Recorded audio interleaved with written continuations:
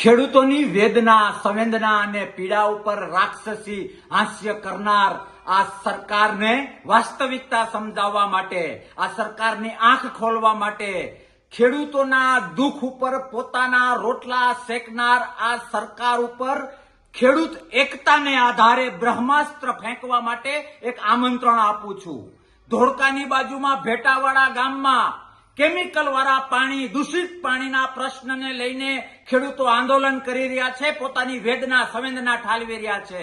આજે 6થો દિવસ છે, આવતીકાલે 7મો દિવસ છે.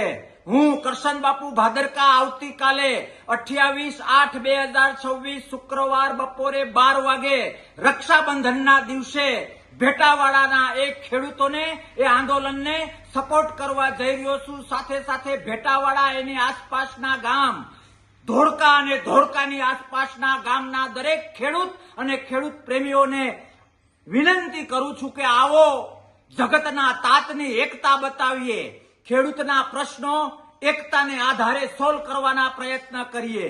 ખેડૂતો જો એક થશે, ખેડૂતો જો એકતા રાખશે, કિસાન એકતા સામે ભલભલાએ નમવું પડે છે અને આ જાડી ચામડી વાળી સરકાર, ભાજપ સરકારે પણ નમવું પડશે.